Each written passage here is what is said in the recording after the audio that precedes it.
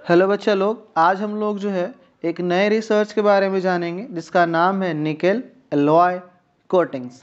तो चलिए इसको हम लोग समझते हैं। सबसे पहले हम लोग ये समझते हैं कि आखिर ये चर्चा में क्यों है। कह रहा है एज पर an autonomous research and development centre of the department of science and technology DST। अच्छा, पहले हम लोग ऑटोनोमस समझते हैं। ऑटोनोमस मतलब क्या होता है? इंडिपेंडेंट, जो किसी के लिए काम नहीं करता है, जो खुद के लिए काम करता है, जो स्वतंत्र हो, आज़ाद हो। तो कह रहा है एक स्वतंत्र रिसर्च की गई, एक इंडिपेंडेंट रिसर्च की गई। किसके द्वारा की गई भाई? Department of science and technology के द्वारा। तो उसमें क्या पता चला? A new method of deposition of nickel alloy coatings on engineering grade materials can replace environmentally toxic Chrome plating. अभी फिलहाल के लिए क्या होता है कि आप लोगों ने देखा होगा कि जो दरवाजे होते हैं या जो टैप्स होते हैं, उनके जो है ना, जो सरफेस होते हैं काफ़ी लस्टरस होते हैं, काफ़ी शाइनी होते हैं, काफ़ी चमकदार होते हैं। तो बेसिकली क्या होता है, वो क्यों चमकदार होते हैं? क्योंकि उनके ऊपर जो है वो क्रोमियम की प्लेटिंग की जाती है। ठीक है ना। तो कह रहा है इन क्रोमियम की प्लेटिंग को रिप्लेस करके किसकी प्लेटिंग की जाएगी? निकेल की प्लेटिंग की जाएगी। ठीक है ना। क्यों आखिर इसको रिप्लेस करने की ज़रूरत पड़ी? क्रोमियम को आखिर क्यों रिप्लेस करना पड़ा?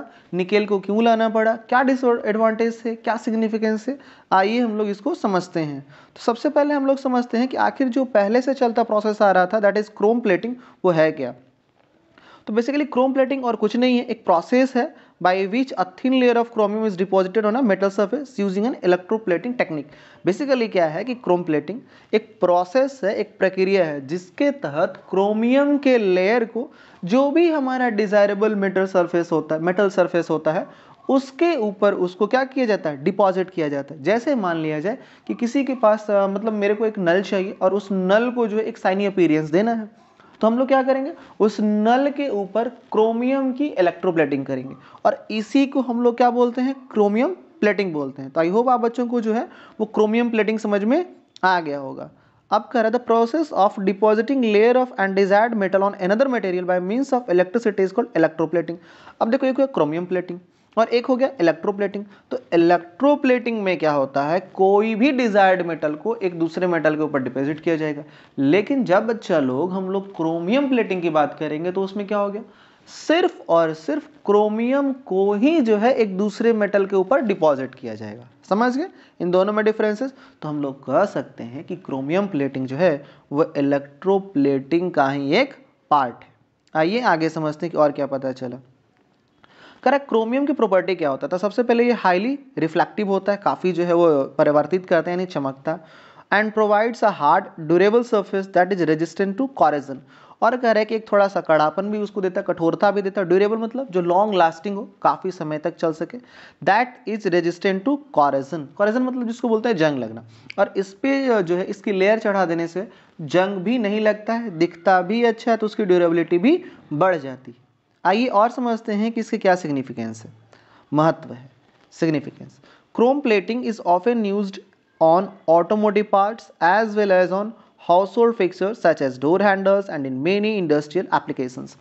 कह इसका इस्तेमाल जो ऑटोमोटिव पार्ट्स, समझिए ऑटोमोटिव पार्ट्स क्या होता है। ऑटोमोटिव क्या होता है कि जो भी मोटर व्हीकल से रिलेटेड होते हैं, जैसे उनके टायर होंगे, तो टायर में तो इस्तेमाल नहीं होगा, बट अगर आप देखोगे तो जो टायर्स होते हैं उसमें आपने देखा होगा कि उसके जो टायर्स में जो इस तरह स्ट्रक्चर के जो काफ़ी कलरफुल वाले बने बने रहते हैं या लगे रहते हैं, ये किसकी प्लेटिंग रहती है? क्रोमियम की ही प्लेटिंग रहती है। तो बेसिकली वहाँ पे इसका इस्तेमाल होता है। दरवाजे के जो हैंडल्स होते हैं उनको बनाने में इसका इस्तेमाल होता था। क्यों होता था? क्योंकि इससे ड्यूरेबिलिटी भी बढ़ जाती थी, जंग भी नहीं लगता है और अच्छा दिखता भी। एंड मेनी इंडस्ट्रियल एप्लीकेशंस, और भी इसका जो बहुत सारे इंडस्ट्री पर्पजेस के लिए भी इस्तेमाल होता है। अब इसके दिक्कत क्या है ये समझते हैं।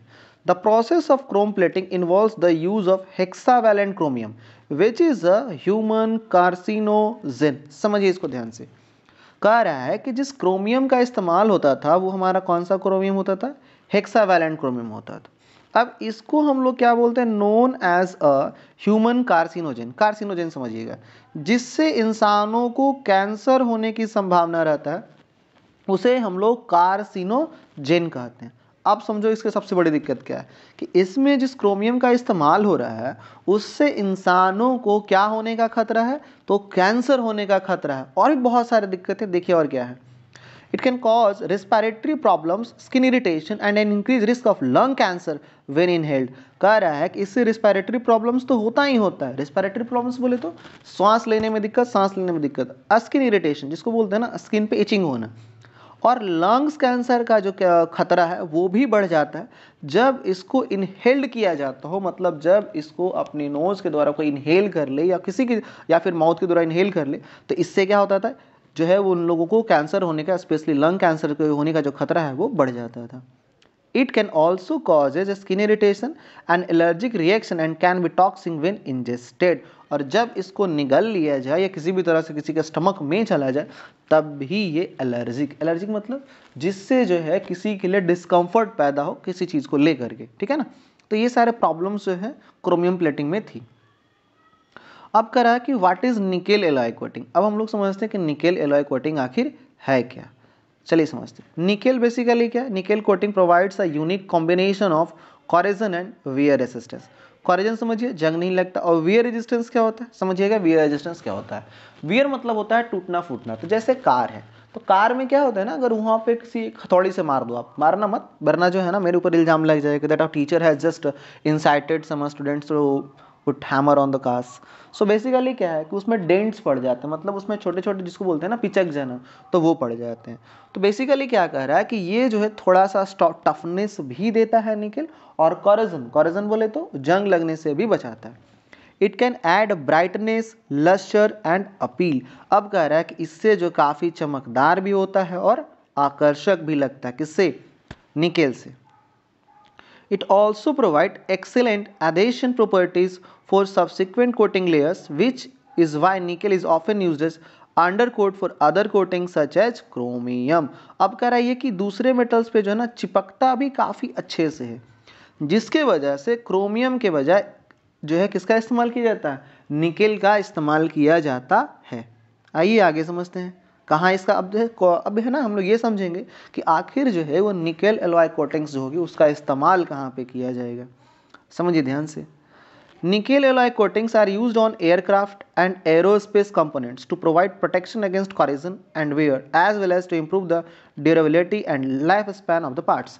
वही कह रहा है कि एरोस्पेस मतलब जो भी अंतरिक्ष में भेजे जाने वाले उपकरण हैं उनमें निकेल एलॉय कोटिंग्स का इस्तेमाल किया जाता है। एयरक्राफ्ट में हो गया या बाकी सब जो एरोस्पेस कंपोनेंट्स होते हैं उनमें। क्यों भाई? प्रोटेक्शन अगेंस्ट कॉरोजन, वही है कि जंग लगने से बचाने के लिए और टूटने फूटने से भी बचाने के लिए। अच्छा देखो, टूटने फूटने से बचाने से मतलब ये नहीं हो गया कि भाई वो एकदम ऐसा सुपर ऑब्जेक्ट बन गया कि कहीं भी गिरा दो कुछ नहीं होगा।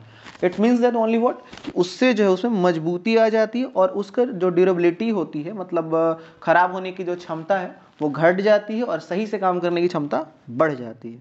And life span of the parts, obviously जब जंग नहीं लगेंगे, खराब नहीं होंगे, तो काफ़ी दिनों तक चलेंगे। Automotive.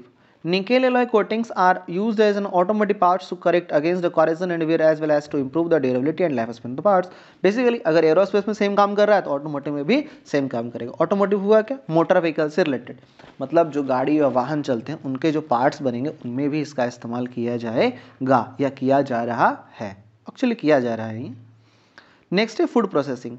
Used on food processing equipment to protect against corrosion and provide a non-stick surface.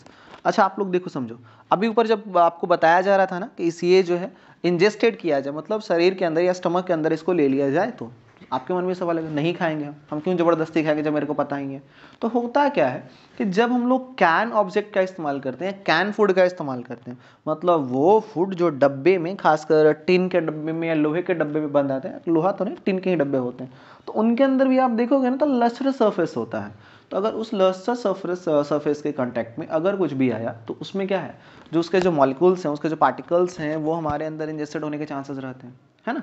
तो उसको भी किससे रिप्लेस कर दिया जाएगा? निकेल एलॉय कोटिंग से रिप्लेस कर दिया जाएगा, जिससे कि एक नॉन स्टिक सरफेस मिलता है। नॉन स्टिक मतलब जिसमें चीज़ें चिपकती ना हो, और अगर नहीं चिपकेगा तो हमारे शरीर में इंजेस्टेड भी नहीं होगा, और अगर हमारे शरीर में इंजेस्टेड नहीं होगा तो हम लोग बीमार भी नहीं पड़ेंगे। तो ये था आज का जो है रिसर्च बेस्ड एक कह सकते हो कि करेंट अफेयर्स। आई होप कि आप बच्चों को समझ में आ गया होगा। कोई डाउट रह जाए तो आप लोग पूछ लीजिएगा। तब तक आप लोग पढ़ते रहिए, सीखते रहिए। मिलते हैं आप लोगों से अगले वीडियो में।